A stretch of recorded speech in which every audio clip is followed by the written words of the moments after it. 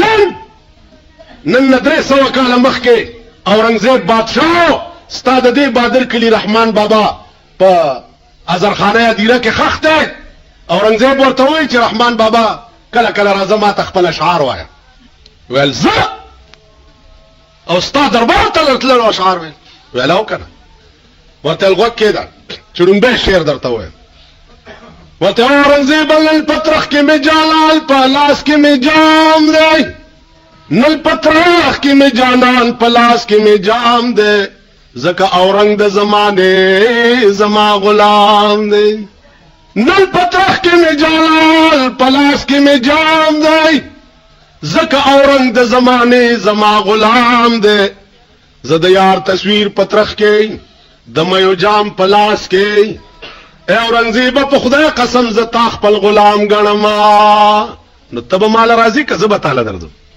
بیا ورته څه وایي؟ وی اورنګزیب کا آرایش د تخت و تاج کا، بادشاہ ته وایي اورنګزیب کا آرایش د تخت و تاج کا، خو مرګی به یې دا تخت و تاراج کا. بدلی ویلی او تلاړو هغه ورځ تر مرګه پورې بیا د ازرخانې د میرونه نه کور ته راغی. کومه قصه څه وه دا لن تاسو پورې پښتون لا څه خدای دې امان. پښتون دې ته وایي تاسو د خپل مشر قدر نه پیژنئ. مولانا روم په عزتمن قوم کې پیدا و اسمان کې ناست. ډاکټر اقبال نه وګوره، اقبال نے فرمایا او اقبال نے فرمایا په اسمان کې کېنولې چې په عزتمن قوم کې پیدا دی. رحمان بابا چې په بی عزته قوم کې پیدا دی، نیله بیله په قبر چرسیان ناستی او کلام چې د پریډو کې ډمان وای. قبر باندې د چرسیانو ډیکو دی. دا نلته ټوله جوړ شي ادبي ټوله خدای خبر چې څه ټوله دا پکې اکو بکو مونږ چې واړو مونږ به چې اکو بکو سرسیندکو غوا مې لاړه پترا پکو اباسین چپې چپې پکې ناستا درخان. دا ټول ملک اکو بکو دی.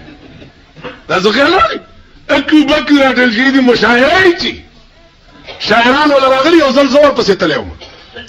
چې تللی وم چې یو څو دچکې مې ولا ورکړې. اوس چې مشاعره راشي نو شاعران تپوس کوي چې دی خو به نه راځي، که دی راځي نو موږ نه درځو. تاسو شاعران یې، تاسو شاعران یې. دا ستاسو شعرونه ته وګورئ. شعر کتاب به ولیکي لختایې، لختایې هم د یو شاعر کتاب دی. دا اندازه کوم. شاعر رحمان بابا، شاعر خوشحال خان خټکو، شاعر حافظ دالپوري، شاعر رمضانو. دا شاعران یې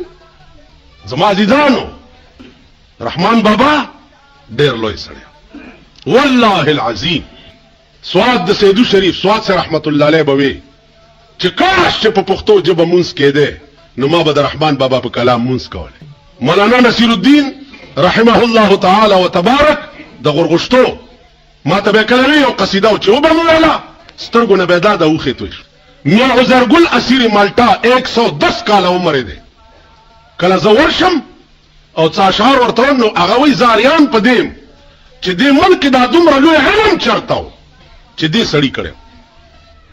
هغه مسلې نن 10 کاله مخکې امام غزالي لدی حل کړي چې کومې مسلې د تصوف رحمان بابا په یو شعر کې حل کړي. اوس تاسو په ایمان د جمعات کې چې ناست یې لرې به نه ځو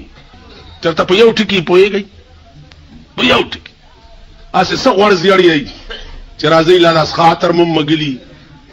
او څه چل دی جمعې مونځ ته را روان دی مسواک یې صوباړی په مونځ جیب کې ټومبلی دی او رانجې یې چولی دی او ګیره یې ګمنځ کړې ده. په یو ټکي پوهېږئ، یو ټکي. کور کې به ناستو ضرور پې شک شو چې دا دې کور نه بار نه وځي، دا زما په ښځه مین دی. ښځې ته یې ووایي چې ته ځان مان جوړ کا او ده ته راوځه، ګورو که د ده حرکات خراب شو نو مونږ یې وجنو. ښځې دلته ګل مل ټومبلي دي او لاسونه یې سره کړي دي او ځان باندې جوړ کړی دی، ناست دی خپله مراقبه کې او دا راوتې ده. هغه چې ورته داسې کتلي دي رحمان بابا دې ته وایي، ورته داسې ګوري ورته وایي نن دې نوي شراب څکلي دي پوهېږما، نن دې نوي شراب څکلي دي پوهېږم، په رخسار دې ګل ټومبلي دي پوهېږما، علامه زما د مرګ نه د نور څه ده، رقیبان دې را بللی دی پوهېږم تا رقیب چې سره غوږ تر غوږ نږدې کړه ما هغه ساعت جړلی دی پوهېږم تا رقیب چې سره غوږ تر غوږ نږدې کړه ما هغه ساعت جړلی دی پوهېږم سحاجت دې چې د خط په مولا لولما سحاجت دې چې د خط په مولا لولم دا دې زما په باب لیکلی دی پوهېږم که هر څو لاسونه سره کړې په نکریزو دا دې زما په خون لړلی دی پوهېږم رقیبان ځکه تیره په رحمان کاندي رقیبان ځکه تیره په رحمان کاندي چې تا خوا پورې نیولي دی پوهېږم څادرې پوږه واچولو روان شو ډیوډای کې ورته رور او نور سړي ناست د رور عزیز خان نامو لاس نه ونیو ول چرته ځې دی ورته داسې ګوري ورته وایي نشي د خانانو غریبانو سره کلي نشي د خانانو غریبانو سره کلي چرته عزیز خان چرته ملنګ عبدالرحمن بس لارو او د ازرخانه په میرو کې نسکور به پروتو او مړ ملته شو خخه ملته شو خو بیا کور ته رانه په کنده کې پروت دی یو سړی ولا راغی داسې ویې خوځولې څه کوې دلته داسې ورته وکتل درویشي خو لویه بادشاهي ده داسې ورته وکتل سړی وی څه کوې دلته وی خبر نه یم چې راوستم لکه ما عاشق سړی واګي خو د معشوقې په لاس کې کړ خبر نه یم چې راوستم لکه ما اوس مې کوم طرف ته استوي چې دروما لکه ړوند چې لاس د بل په اوږه کېږدي اس جوړه لوړه نوي ور معلومه دا سړی نو عزیزانو عرض مې دا عمر تیر شو خو مونږ پوه نه شو د زلیخې کتاب ټول خلاص شو خو په دې پوه نه شو چې زلیخا نه راوکه ښځه نن په کوم خوب دی ستا ټي وي او ستا ریډیوګان دبلې دي اولې د ریفرنډم دبلې غږولې اوس چې د عام انتخاباتو دبلې غږي عام انتخابات په چا کې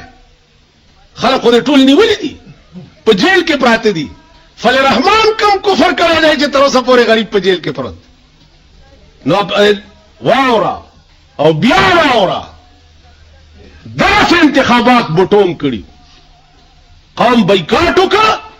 او د انتخابات وکړه نتیجه څه شوه علاج درته خیم قرآن سره او حدیث سره ټوکې پرېږده یکدم اعلان وکړه چې د ملک قانون به سبا نه قرآني د ملک قانون به سبا نه قرآني مفتی محمود دا وایي چې کومه تمنا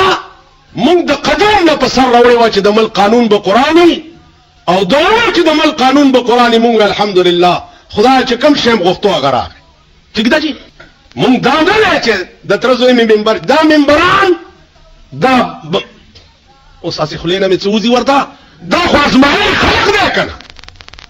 او دا وزیران به په کومو سترګو تاسو ته بیا درځي وایي ته پرون وزیر وایي څه دې کړي دي نو دی به وایي چې نه که دا ځل شم که نه نو تاسو به وګورئ که دا ځل شم که نه نو تاسو بیا وګورئ هسې ده که نه ده والله العظیم چې د خدای امداد د ملک سره نه ګوره دا خلق څه نشي کولی خبره د خدای ده د خدای امداد به د ملک له اړه راځي چې د ملک قانون قرآن شي د ملک قانون حدیث د جناب محمد رسول الله شي بس بل علاج د دې ملک نشته چې څو پورې د ملک قانون قرآن شوی نه باقي قرآن سره کومې دوکې چې د کله نه ملک جوړ دی او را روانې دي نو الله خو صبر هم ډېر لوی دی 400 کاله صبر فرعون ته کړی او که نه یې کړی خبره پوهېږئ 400 کاله صبر یې ورته کړی چې راویومو بیا یې چغې والې خدای به اوس څه نه کېږي 900 کاله صبر د نوح علیه السلام قوم ته کړی او که نه یې کړی 900 کاله پیغمبر په پیغمبرۍ ژبه ورته 900 کاله چغې والې وې قوم سوا د ټوکو نه به بل څه نه کول چې الله پې طوفان راوستو او راویومه بیا یې چغې والې بیا هېڅ نه کوي تاسو خیال راغی نو عزم دار عزیزانو چې د خدای صبر بوم ورځ تاسو وګورئ چې ختم بشي او روم هم نیسي چې راوړی والله کم بیا څوک ته خلاص. نو عرض مې داو دا غټاټ نه لګیا دي دا مولا دسې مولا مولیان خو تاسو ټول لګیا یې ځای په ځای خوشحالوئ سم خوشحال کړه څه پسې لګیا یې مولا چې وي واورئ که مولا راو او په پاکستان کې په بوشي خوشحال شو سوا د پاکستان د قانون قرآن کې دونه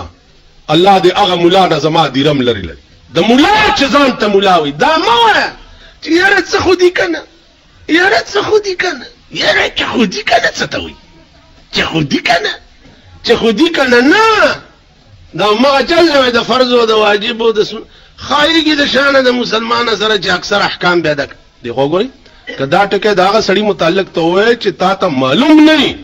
نو کېدای شي چې ده څه خو کړي چې د مور نه پیدا تر مرګه پورې تا ته معلوم دی چې د کافر بچي مخ نه دی قبلې ته کړی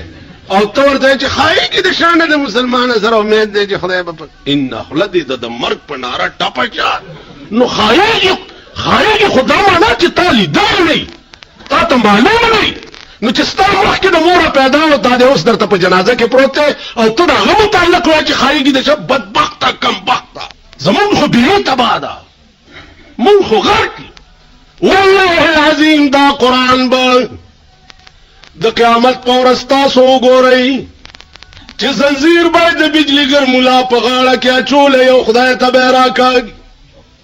والله العظیم دا حدیث د محمد رسول الله د قیامت په ورځ به تاسو وګورئ چې زما په خپو کې به پړی اچولي او خدای ته به مې راکاږي چې الله دا هغه سړی دی چې زه حدیث هم زه لوستی وم او په شرمونو یې شرمولی وم زه قرآن هم زه لوستی وم او بیا به د دنیا دادور دپاره زه ډال کولم زما قرآن او حدیث به ما دپاره لکه آرامد وي چې زما ایمان د امام بخاري غوندې شي کلي کې بادشاه ورته وایي چې صاحبان زما دربار ته کله کله راځه چې ما ته حدیث بیانوي امام بخاري ورته وایي چې او بادشاه حدیث زما د محبوب خبرې دي حدیث د محمد رسول الله خبرې دي نو ما په دې معشوقې پسې ډېر محنت کړی دی ډېره منډې مې والې دي 2 قدمه به چې لاړم نو 2 رکعاته نفل به مې وکړه د خدای شکر به مې وویست چې خدایه د رسول الله په حدیث پسې تا ماله د تلو توفیق راکړه نو زه ستا شکریا ادا کومه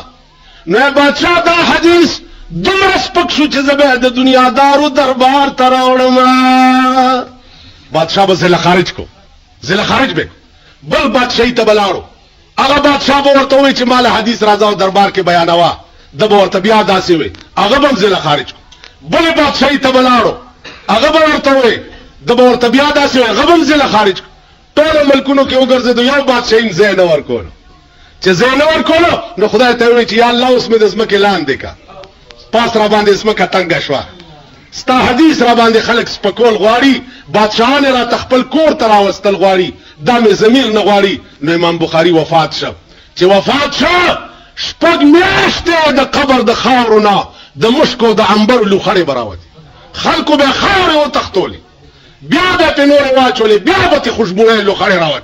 دا وخت بزرګانو دعا وکړه چې خدای دې قبر نه دا اثر لري که چې دا تربت باقي پاتې شي